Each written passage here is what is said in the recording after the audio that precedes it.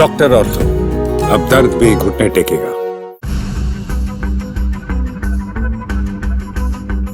क्या इसका व्यापक असर देखने को मिल सकता है? किरण चौधरी अगर राज्यसभा जाती हैं तो मुझे लगता है 27 तारीख को ही किरण चौधरी का नाम घोषित हो जाएगा कि वो जी मैदान में अकेली हैं और वो राज्यसभा में जा रही हैं। पार्टी को लगता है कि ये जिताऊ चेहरे उन पे फिर से एक बार दाव लगाया जाए। नवीन जी, सरकार में बकायदा पर्दे के पीछे से उनकी हिस्सेदारी रहती थी। तो ऐसे में तो सीधे तौर पे कहें कि अब वही बीजेपी है जिसको आरएसएस की जरूरत है। पैनल पे डिस्कशन होगा, इसको ना लड़वाया जाए। पिछले 10 साल में देखने को ये मिला है नवीन जी कि बीजेपी हो या कोई भी पार्टी, उनको सिर्फ जिताऊ लोग चाहिए। उनको वो लोग चाहिए जो सीट निकाल सके। जिन्होंने सारा जीवन भारतीय जनता पार्टी के लिए काम किया वो दरकिनार हो गए। वो अपने को ठगा महसूस कर रहे हैं। उन्हें लग रहा है कि उन्हें साइडलाइन कर दिया गया है, उनको कोई पूछ नहीं रहा है। नमस्कार, चैनल 4 न्यूज इंडिया पर आपका बहुत बहुत स्वागत है। मैं हूं प्रदीप डबास। दोस्तों, विधानसभा चुनाव जिस तरह से नजदीक आते जा रहे हैं, ऐसा लग रहा है कि हरियाणा की सियासत में भूचाल, आंधी, तूफान सब कुछ आ रहा है। लगातार ब्रेकिंग खबरों की बरसात हो रही है और लगातार नेता इधर से उधर पलटी मार रहे हैं, एक दूसरे के खेमों में जाते हुए दिखाई दे रहे हैं। लगातार बयानबाजियां आ रही है और यह इस कदर बढ़ चुका है कि अब तो लोग हैरान हैं कि विधानसभा चुनाव से पहले आखिर हरियाणा की राजनीति में यह सब कुछ हो क्या रहा है और कितनी तेजी से नेताओं के रंग बदल रहे हैं। हमने सियासत के रंगों की बात की थी। लोकसभा चुनाव के बाद हम ये मान के चल रहे थे कि विधानसभा चुनाव से पहले जो राज्यसभा का उपचुनाव होना है वो भी एक किस्म से विधानसभा चुनाव का सेमीफाइनल होगा। उस सेमीफाइनल के लिए नामांकन हो गया है और कांग्रेस की दिग्गज नेता रही और अब भारतीय जनता पार्टी का कमल हाथ में थामे हुए किरण चौधरी ने, जो पूर्व मुख्यमंत्री बंसीलाल की पुत्र वधू भी है, उन्होंने भारतीय जनता पार्टी की ओर से नामांकन दाखिल कर दिया है। और उसके बाद सियासत किस ओर रुख लेती है यह भी समझने की कोशिश करेंगे। इस बीच में जननायक जनता पार्टी को जो एक झटका लगा था उसमें थोड़ा सा धक्का और लगा है। पार्टी छोड़ चुके विधायक रामकरण काला अब कांग्रेसी हो गए हैं। साथ ही एक बयान ऐसा आया है हरियाणा की राजनीति में जिसने भूचाल मचा दिया है। एक नेता, एक मंत्री ये कहते हैं कि अगर कांग्रेस ने सरकार बना भी ली तो क्या फर्क पड़ता है, हमारे नेता जो केंद्र में बैठे हैं 6 महीने के भीतर उसे गिरा देंगे। ये बड़ा सवाल है।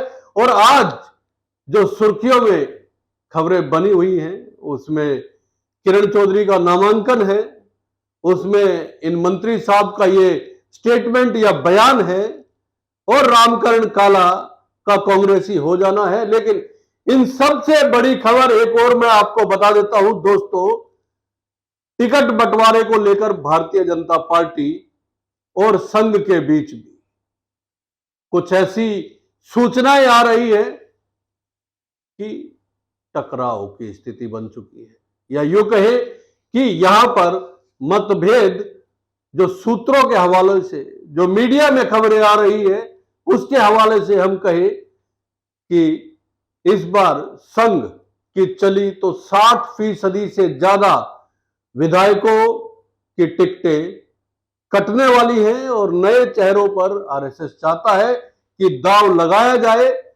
और अगर भारतीय जनता पार्टी की चलती है तो फिर बहुत से पुराने विधायक एक बार फिर से मैदान में नजर आएंगे।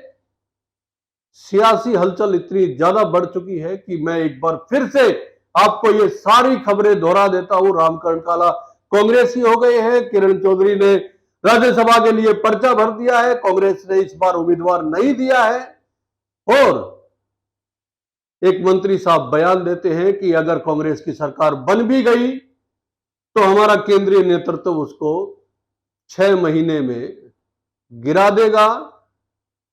और आरएसएस और भारतीय जनता पार्टी के बीच में टिकटों के बंटवारे को लेके एक घमासान की सूचना मीडिया के माध्यम से सामने आ रही है। इन सभी विषयों पर चर्चा करने के लिए हमारे साथ हम सबके प्रिय, आप सबके प्रिय नवीन धमीजा जी मौजूद है। और नवीन जी से बेहतर हरियाणा की राजनीति की नब्ज कौन पहचान सकता है, कौन बता सकता है, कौन ऐसे विश्लेषण कर सकता है जो न पक्ष के होते हैं न विपक्ष के होते हैं। वो तो ऐसी टिप्पणियां करते हैं जिसमें सिर्फ तर्क होता है। अपनी तर्कशील टिप्पणी और विश्लेषण के लिए जाने जाते हैं नवीन जी।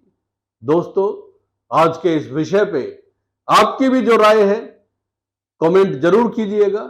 नवीन जी, स्वागत है चैनल 4 न्यूज इंडिया। धन्यवाद अब्बास जी। आज देखिए, खबरों का दिन है, विश्लेषण का दिन है और ऐसा लग रहा है जैसे एक महाभारत शुरू हो गई है। विधानसभा चुनाव से पहले 4 बड़ी खबरों की हमने बात की।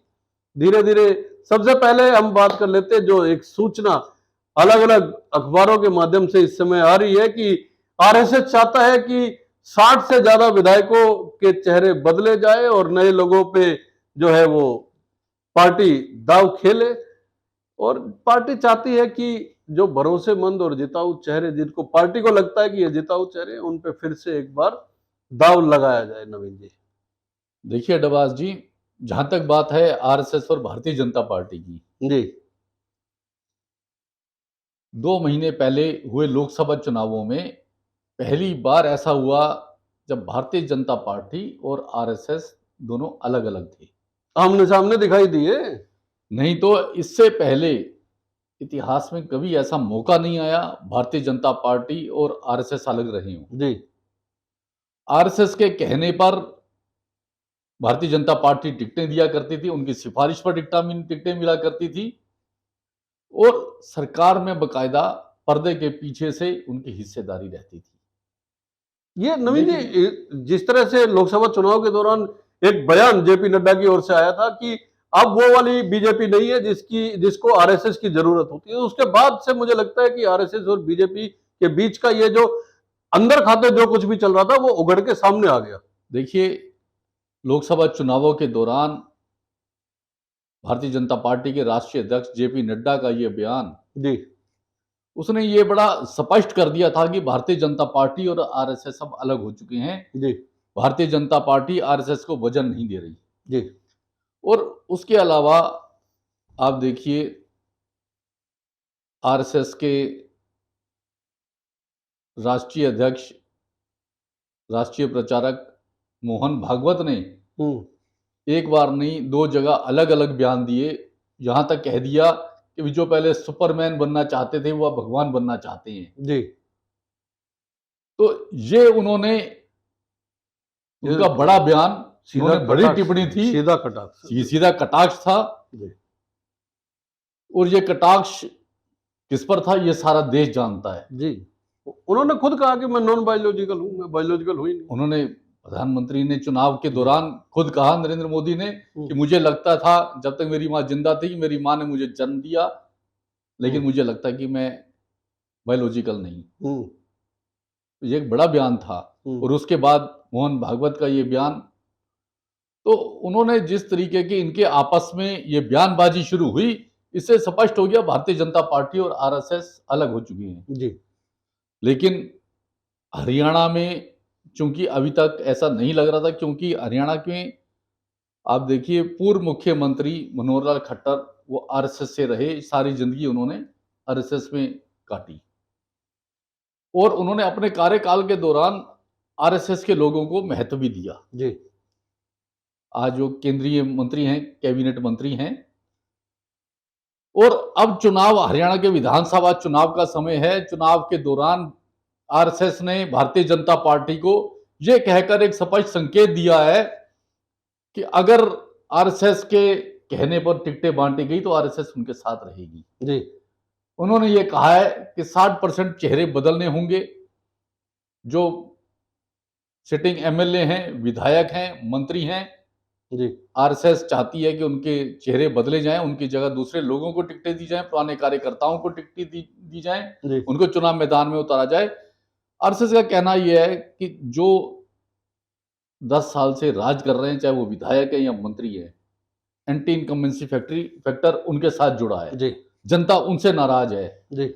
अगर नए चेहरे आ जाएंगे तो एंटी इनकमेंसी फैक्टर खत्म होगा, हाँ, लोगों जनता की की नाराजगी खत्म होगी लोगों और की इसका जिससे फायदा भारतीय जनता नाराजगी, पार्टी को मिलेगा। बिल्कुल लोगों की जिससे नाराजगी रही होगी वो अगर हाँ। मैदान में ही नहीं होगा तो नए चेहरे पे लोग निश्चित तौर से लोगों को लगता है कि अब वो चेहरा नहीं है, पार्टी ने उनको साइडलाइन कर दिया है, तो लोगों की नाराजगी भी खत्म होती है। और अच्छा, यही आरएसएस का कहना है। ऐसे कहकर ये करके आरएसएस एक तो अपना महत्व बनाना चाहती है और आरएसएस देखना चाहती है भारतीय जनता पार्टी उनकी बात को कितना तरजीह दे रही है। नहीं, दूसरी बात ये भी है कि देखिए बीजेपी अगर सत्ता से बाहर होती है, ये आरएसएस भी नहीं चाहेगी तो आरएसएस अपने इनपुट तो देगी। देखिए, आरएसएस इनपुट जरूर दे रही है, लेकिन आरएसएस ने साथ साथ ये भी उनको संकेत दे दिया है, अगर उनको चुनावों में आरएसएस की जरूरत है तो आरएसएस के सुझाव उनको मानने होंगे, आरएसएस के कहने पर उन्हें चलना होगा। दूसरी तरफ भारतीय जनता पार्टी के नेता ये चाहते हैं जो सिटिंग एमएलए हैं, जो विधायक हैं, जो मंत्री हैं, दोबारा से उन्हीं को चुनाव मैदान में उतारा जाए। भारतीय जनता पार्टी के नेताओं का ये मानना है जो विधायक हैं, जो मंत्री हैं, उन्होंने पिछले 5 साल 10 साल काम किए हैं और जनता के बीच रहे हैं, उन्होंने तैयारी की हुई है। तो दो लोगों के या दो दावेदारों के पैनल का नाम सुझाया गया आरएसएस की ओर से, ऐसी खबरें आ रही है। और बीजेपी की ओर से जो मंथन किया जा रहा है उसमें भी मेरे ख्याल में तीन से चार नाम भी शायद एक पैनल में शामिल किए जा रहे हैं। तो ऐसे में तो सीधे तौर पे कहें कि अब वही बीजेपी है जिसको आरएसएस की जरूरत नहीं। देखिए, भारतीय जनता पार्टी ने 23 और 24 तारीख को गुरुग्राम में एक बैठक रखी है जी। चुनाव प्रबंधन समिति की। चुनाव समिति की बैठक है जिसमें पार्टी के प्रभारी से लेकर प्रदेश अध्यक्ष, मुख्यमंत्री, पूर्व मुख्यमंत्री और हरियाणा के 3 मंत्री जो कैबिनेट में हैं वो भी उसमें शामिल होंगे और संगठन के तमाम पदाधिकारी, संगठन के तमाम बड़े पदाधिकारी उस बैठक में होंगे। उसमें चर्चा की जाएगी कि किसको चुनाव लड़वाया जाए, पैनल पे डिस्कशन होगा, किसको ना लड़वाया जाए। और मुझे लगता है कि उसके बाद 3 से 2 लोगों के जो चर्चा आ रही है, हर विधानसभा से 2-2 संभावित उम्मीदवारों के नाम केंद्र को भेजे जाएंगे, जहां ये नाम फाइनल होंगे उम्मीदवारों के। नवीन जी, एक बड़ी महत्वपूर्ण आपने बात कही इस चर्चा के दौरान कि आरएसएस चाहता है पार्टी के पुराने कार्यकर्ताओं को तरजीह दी जाए और पुराने लोगों को जो है आगे लाके चुनाव लड़वाया जाए और उनको जिम्मेदारियां दी जाए। निश्चित तौर पे इस बयान के या आपके स्टेटमेंट के मतलब बीजेपी और आरएसएस के लोग भी समझते हैं, लेकिन असल में पिछले 10 साल में देखने को ये मिला है नवीन जी कि बीजेपी हो या कोई भी पार्टी, उनको सिर्फ जिताऊ लोग चाहिए, उनको वो लोग चाहिए जो सीट निकाल सके। और यही वजह है कि दूसरे पार्टी से आए, चाहे लोकसभा चाहे विधानसभा चुनाव की हम बात करें, दूसरे पार्टी के से आए लोगों को तरजीह दी गई और अपने कार्यकर्ताओं की अनदेखी भी की गई। इसी तरह हम आज जो राज्यसभा को लेके नामांकन हुआ है उसकी बात करें तो किरण चौधरी ने पर्चा भर दिया है और निश्चित तौर पे क्योंकि सामने कोई है नहीं तो वो राज्यसभा जाएंगी भी। और उन्होंने बड़े कॉन्फिडेंस के साथ ये कहा है कि प्रदेश की आवाज वो उठाएंगी, प्रदेश के मुद्दे जो है वो राज्यसभा में उठाएगी। लेकिन जो पुराने कार्यकर्ताओं वाली बात आपने कही है और इसको अगर किरण चौधरी के नामांकन को हम समझने की कोशिश करें तो इसको किस तरह समझा जाए और विधानसभा चुनाव जो आने वाले हैं उसके आलोक में इसकी विवेचना कैसे की जाएगी? देखिए डबास जी, भारतीय जनता पार्टी सत्ता में रहने के लिए, चाहे वो लोकसभा के चुनाव गए हों या 2019 के विधानसभा चुनाव में नजर डालें, उन नेताओं को चुनाव मैदान में उतारती है, उन्हें लगता है जो चुनाव जीत सकता है जी, जिससे उनकी सरकार बन सके। चाहे वो भारतीय जनता पार्टी का कोई उम्मीदवार हो या वो दूसरी पार्टियों से आए हुए नेता हों, चाहे वो कांग्रेस के हों, चाहे वो इनेलो के हों, चाहे वो जजपा के हों या वो किसी और दल के अगर कोई नेता उनके पास आते हैं, उन्हें लगता है कि बड़ा जनाधार है, उसका बड़ा नाम है, वो चुनाव जीत सकता है, तो उसको तरजीह दे रहे हैं। भारतीय जनता पार्टी की जो अपने कार्यकर्ता जिन्होंने कभी मेहनत की, जिन्होंने कभी झंडे उठाए, जिन्होंने कभी दरियां बिछाई, जिन्होंने सारा जीवन भारतीय जनता पार्टी के लिए काम किया, वो दरकिनार हो गए। वो अपने को ठगा महसूस कर रहे हैं, उन्हें लग रहा है कि उन्हें साइडलाइन कर दिया गया है, उनको कोई पूछ नहीं रहा है। लेकिन भारतीय जनता पार्टी को लगता है यदि हम पुराने कार्यकर्ताओं के सहारे चलते रहे तो हम सत्ता में नहीं आ सकते। सत्ता में आने के लिए उन्हें उन नेताओं की जरूरत है जो चुनाव जीत सकते हैं। तो ऐसे में पुराने कार्यकर्ताओं को दरकिनार कर दिया गया, उनको तरजीह नहीं दी गई, जबकि होना ये चाहिए था अगर वो चुनाव नहीं लड़ते तो उन्हें कोई ना कोई सम्मानजनक पद दिया जा सकता था सरकार में, लेकिन ऐसा भी नहीं हो पाया। मतलब कहीं एडजस्ट ही नहीं किया गया। एडजस्ट नहीं किया गया। जब सरकार में दूसरे चेयरमैन ही हैं या और दूसरे पद हैं, वो देने की बात आती है तो आप देखिए, चाहे तो निर्दलीय विधायकों को वो जगह दे दी जाती है या फिर दूसरे ऐसे नेता जो फंडिंग करते हैं या कुछ ऐसे नेता जो कहीं ना कहीं से अपने तार भिड़ा कर आ जाते हैं, उन्हें वो कुर्सी दे दी जाती है। तो कैसे समझा जाए आज जो ये पार्टी के कार्यकर्ता अपने आप को दरकिनार महसूस कर रहा है, ये सच्चाई है। लेकिन जो लोग पार्टी से जुड़े हुए हैं वो आज भी पार्टी के साथ हैं, उनकी आस्था पार्टी के साथ है।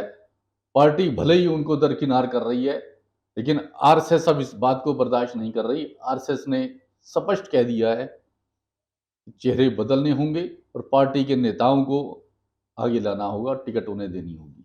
ये जो नामांकन हुआ है इसको विधानसभा चुनाव के संदर्भ में अगर देखिए, आज किरण चौधरी ने राज्यसभा के लिए जो नामांकन भरा है वो हमेशा से उन्होंने कांग्रेस की राजनीति की है, कांग्रेस में रही हैं।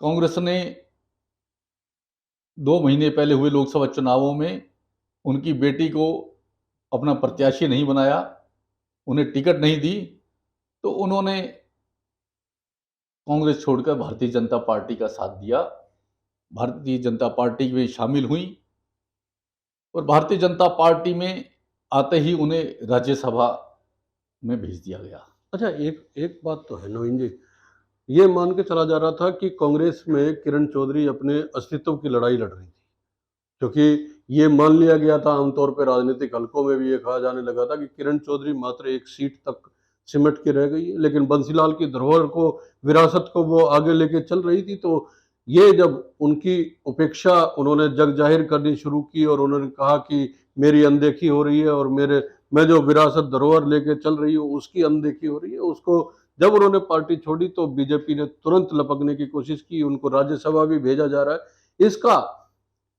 अब तक जो राजनीति में रुचि रखने वाले लोग कहते थे कि किरण चौधरी मात्र एक तोशाम सीट तक सिमट के रह गई है, क्या इसका व्यापक असर देखने को मिल सकता है? किरण चौधरी अगर राज्यसभा जाती हैं और वो, क्योंकि भिवानी और चरखी दादरी 2 जिलों में प्रभाव माना जा सकता है कि उनका होगा।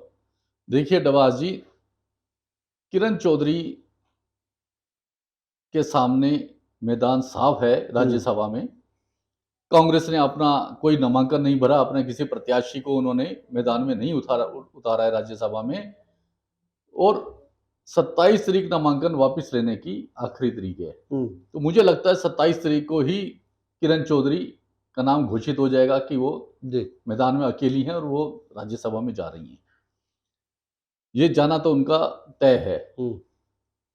जहां तक बात है भिवानी में उनकी पकड़, उनकी जमीन, उनकी राजनीतिक पहुंच, देखिए बंसीलाल का परिवार एक बड़ा परिवार रहा है, भिवानी और आसपास के क्षेत्र में उनकी बड़ी पकड़ रही है, बड़ा नाम रहा है, और उनकी पुत्रवधू होने के नाते इसमें कोई शक वाली बात नहीं, उनका असर भी दिखाई देता है। भले ही वो एक विधानसभा जीते, एक लोकसभा जीते तो शाम से, क्योंकि देखिए एक व्यक्ति एक ही सीट जीत सकता है, तो शाम से लड़ती रही, तो शाम से ही चौधरी बंसीलाल लड़ते रहे, लेकिन उनका असर भिवानी की अन्य सीटों पर भी नजर आता है। और मुझे लगता है इसी चीज को भारतीय जनता पार्टी ने भांपा कि अगर ये आ जाएगी तो कम से कम भिवानी की सीटों पर भारतीय जनता पार्टी को फायदा मिलेगा। लेकिन इसमें एक सवाल और है। देखिए, जैसे बाडड़ा से नैना चौटाला विधायक रही, हालांकि वो जननायक जनता पार्टी से, या चरखी दादरी से सोमवीर विधायक रहे, लोहारू से जेपी दलाल जेपी दलाल। वो विधायक हैं, मंत्री भी हैं हरियाणा सरकार में। हाँ जी, हाँ जी, नैना चौटाला साझेदार थी हरियाणा सरकार में, बिल्कुल, 4.5 बिल्कुल। साल तो रही। हाँ, ठीक 4.5 है, साल उन्होंने और सत्ता भी साथ साढ़े भागी चार रही। साल जो है सोमवीर सांगवान ने भी सरकार को समर्थन हाँ, देके बिल्कुल, रखा। बिल्कुल, बिल्कुल। तो हम ये कह सकते हैं कि भिवानी महेंद्रगढ़ जिलों में हरियाणा की बीजेपी सरकार जो 2019 से लेकर 2024 तक का कार्यकाल था, उसमें भिवानी को प्रतिनिधित्व तो पूरा मिला हुआ था। ऐसी बात नहीं है, चाहे वो साझेदार के तौर पे मिला हो, समर्थन के तौर पे मिला हो, और सरकार अगर चाहती तो वहां अपना जो है अपना दावा और मजबूत कर सकती थी, फिर किसी को लेके आने की जरूरत। डबास जी, भारतीय जनता पार्टी के पास अगर आप देखें जेपी दलाल के अलावा कोई और अपनी पार्टी का विधायक नहीं था उनके पास। नहीं, भिवानी से भले घनश्याम ही- सराफ थे। हाँ, घनश्याम सर्राफ उनके पास रहे, हाँ, लेकिन बाकी सीटों पर चाहे वो नैना चौटाला रही हो या सोबीर सांगवान। सोमवीर सागवान रहे हो, तो भारतीय जनता पार्टी ये चाहती है कि इस बार उन्हें किसी बाहर के विधायक का साथ ना लेना पड़े, किसी की विसाखियों पर सरकार ना बनानी पड़े, अपने विधायक हों, और कहीं ना कहीं किरण चौधरी का असर, बंसीलाल के परिवार का असर भिवानी में है। अच्छा, ये बात तो हमें असर की माननी बात पड़ेगी। आपने की नवीन जी, असर तो आज देखिए जननायक जनता पार्टी पे कितना गहरा पड़ा है। देखिए, कि रामकरण काला जो कांग्रेस जिन्होंने में शामिल हो गए, कांग्रेस में शामिल हो गए, तो असर की अगर बात करें तो जबरदस्त असर तो इन दिनों जिस पार्टी पे पड़ता हुआ दिख रहा है वो तो जननायक जनता पार्टी है। देखिए, जननायक जनता पार्टी, या यूं कहे कि उसका असर ही खत्म हो गया। तो उसका तो असर और अस्तित्व खत्म हो गया, हो रहा है धीरे धीरे। असर भी खत्म हो गया, और पार्टी का अस्तित्व, जब भी लोकसभा चुनावों में पूरे हरियाणा में 10 की 10 सीटों में उन्हें 1% वोट भी नहीं, 1% वोट भी नहीं आया उनका, 0.87% वोट पूरे हरियाणा में आए। 10 की 10 लोकसभा सीटों पर उनकी जमानत जब्त हो गई, जहां तक कि नैना चौटाला को गांवों में जाने में परेशानी हुई। गांव के लोगों ने इतना विरोध किया, उन्हें खुद गांवों में घुसना मुश्किल हो गया।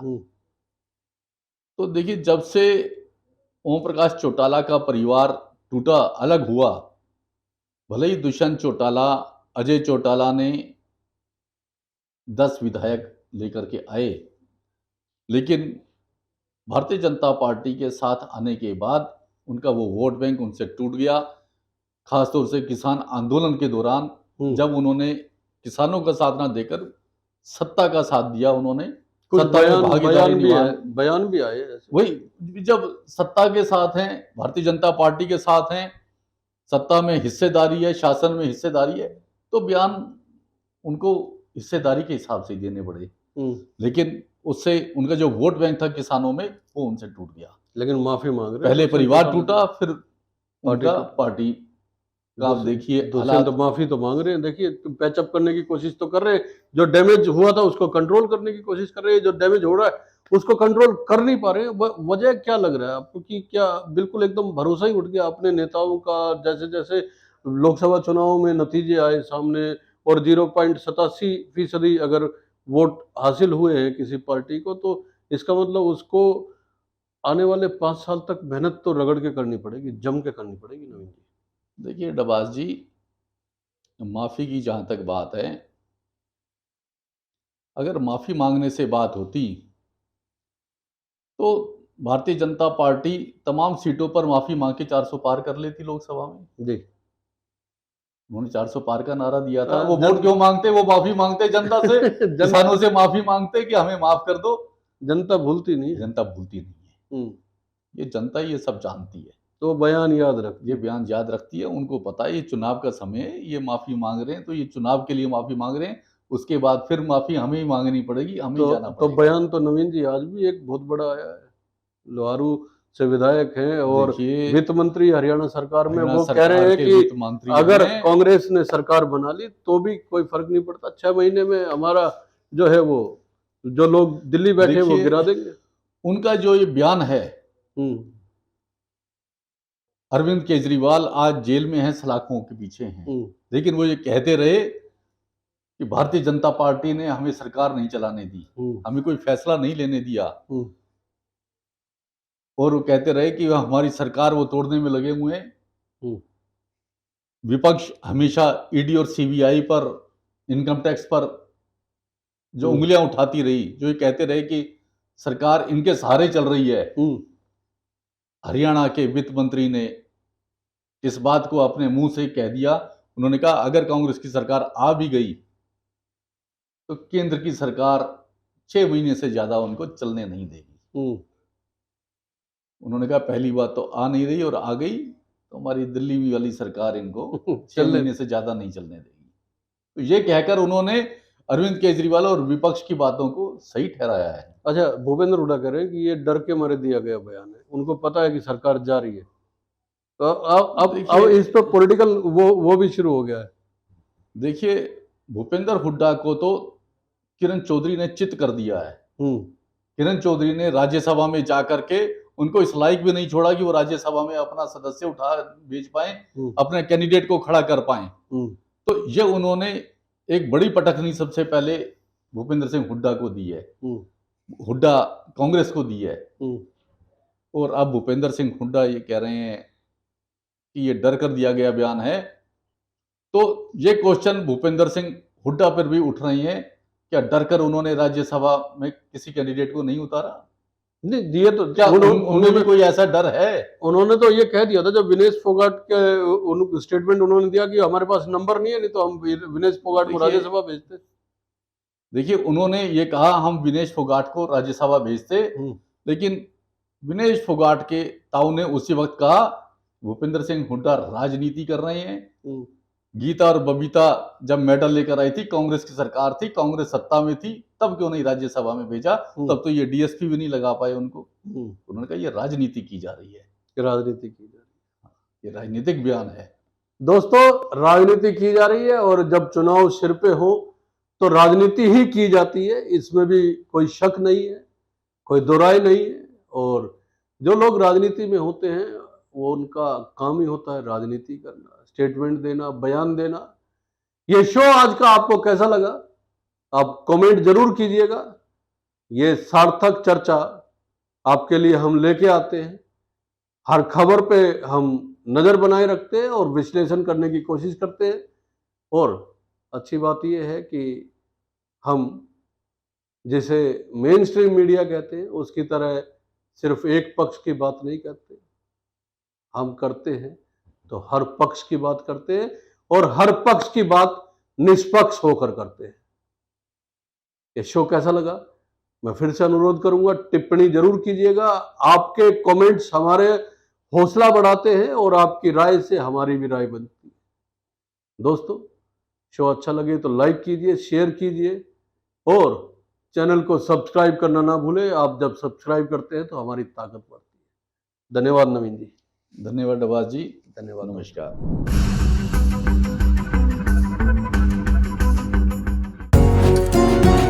डॉक्टर ऑर्थो, अब दर्द भी घुटने टेकेगा।